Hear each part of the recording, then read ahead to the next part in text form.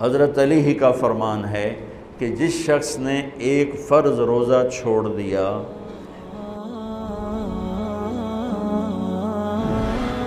رمضان کیوں کہتے ہیں؟ رمضان کا مطلب ہے جل جانا، کس چیز کا جل جانا؟ صلاۃ الاوابین حین ترمز الفصال، نیک لوگ ایک نماز پڑھتے ہیں کب؟ جب اونٹ کے پاؤں جلنے لگیں، اونٹ کے پاؤں جب جلنے لگیں، اونٹ کے بچے کے پاؤں جب جلنے لگیں۔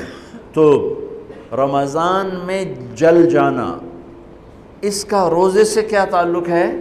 اس کا روزے سے تعلق یہ ہے کہ 360 دن سال میں ہوتے ہیں چاند کے لحاظ سے، 330 دن کے گناہ اللہ رمضان کے روزوں میں ہر روز میرے آپ کے گناہ جلاتا ہے، جلاتا ہے، جلاتا ہے۔ بھوک لگتی ہے ایک آگ بنتی ہے، پیاس لگتی ہے ایک آگ بنتی ہے۔ تو ہمارے لکڑی کی آگ میں چیزیں جلتی ہیں اور ہماری بھوک، روزے کی بھوک کی آگ میں گناہ جلتے ہیں، اور 29ویں روزے اللہ سارے سال کے گناہوں کو جلا کے روزہ والا یا روزے والی کو ایسے پاک کر دیتا ہے جیسے آج ماں کے پیٹ سے نکلا ہو، ایسے ان کو خوبصورت کر دیتا ہے۔ حج کا مہینہ آیا، اعمال اسی طرح ہیں جیسے ہوتے ہیں۔ رمضان کا مہینہ آیا تو میرے نبی کا اعلان ہو گیا، ایک فرض 70 فرض کے برابر ہو جاتا ہے تمہارا، نفل فرض کے برابر۔ فرض اور نفل میں فرق کیا ہے؟ حضرت علی ہی کا فرمان ہے کہ جس شخص نے ایک فرض روزہ چھوڑ دیا، پھر قیامت تک اس کی قضا میں نفل روزے رکھتا رہا، تو ایک روزے کا یہ سارے روزے بدلہ نہیں ہو سکتے۔ ایک نماز چھوڑ دی اور پھر اس کی قضا میں قیامت تک نفل پڑھتا رہا، تو فرض نماز کی ایک رکعت کے ایک سجدے کے برابر بھی نہیں ہے۔ فرض میں اتنی طاقت ہے۔ تو اللہ کی رحمت کیسے متوجہ ہوتی ہے کہ رمضان کے مہینے میں اللہ فرماتے ہیں میرے محبوب کی امت ہے، ایک فرض کو 70 کے برابر کر دو، اور پھر فرماتے ہیں نفل کو فرضوں کے برابر کر دو، اور پھر فرماتے ہیں جو رات کو تراویح پڑھے گا، دن میں روزہ رکھے گا، آخری رات اسے ایسے دھو کے پاک کر دوں گا کہ اس کے ذمے گناہ کا ایک ذرہ بھی باقی نہیں بچے گا، سب گناہ اللہ تعالیٰ اس کے معاف فرما دے گا۔ اور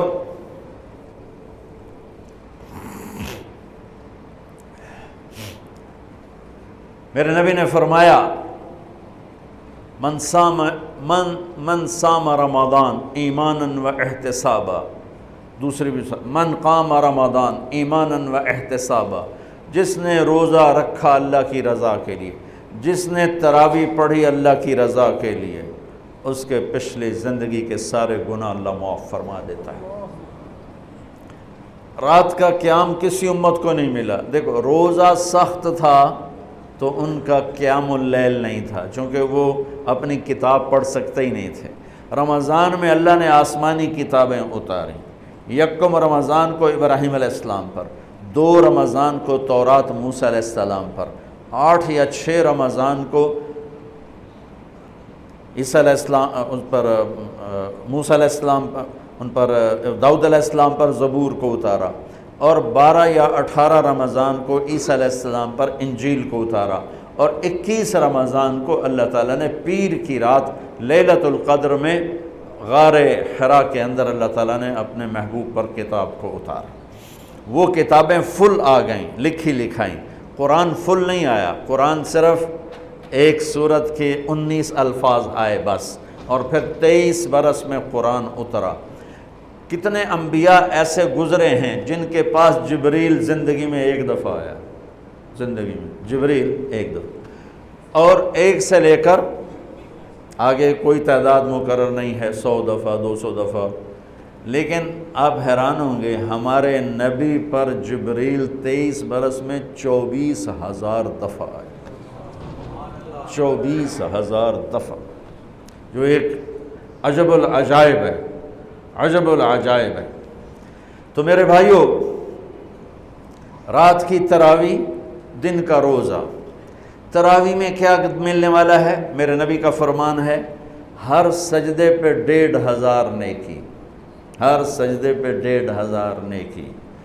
تھوڑی اپنی کاروباری مصروفیت گھٹاؤ، اپنی کاروباری مشقت گھٹاؤ، اپنے ملازموں کی بھی مشقت گھٹاؤ، تاکہ وہ تراویح پڑھ سکیں، روزہ رکھ سکیں، بشاشت سے پڑھ سکیں، اور اللہ کا فضل ہے ڈھیلے سے ڈھیلا حافظ بھی ہو تو 1.5 گھنٹے میں سارا کچھ نمٹ جاتا ہے۔ اتنی سی ہمت کرو میرے بھائیوں کہ افطاری میں تھوڑا کھاؤ۔ اگر تم پہلوانوں کی طرح شروع ہو گیا نا، پھر تو تم سے عشاء بھی نہیں پڑھی جائے گی، تراویح تم نے کیا پڑھنی۔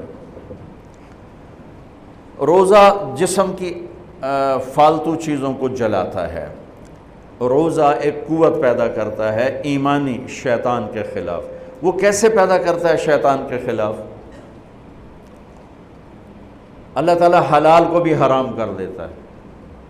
جب بیوی کو بھی شہوت سے دیکھنا حرام ہو گیا اور یہ اس پہ قابو پا گیا تو اوروں کی عزت کو یہ حرام نظر سے کیوں دیکھے گا؟ جب یہ حلال کھانا چھوڑ گیا تو یہ جھوٹ کیوں بولے گا، یہ گالی کیوں دے گا، یہ غیبت کیوں کرے گا؟